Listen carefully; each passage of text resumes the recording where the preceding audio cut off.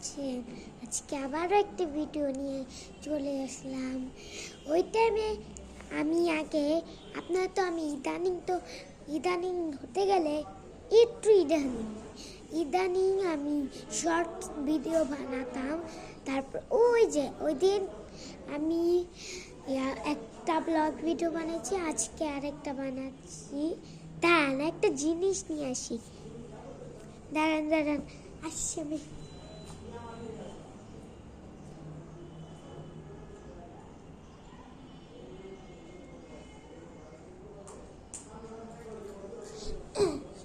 এসে পড়েছি, এই দেখেন, এটাকে দেখে, এটা হচ্ছে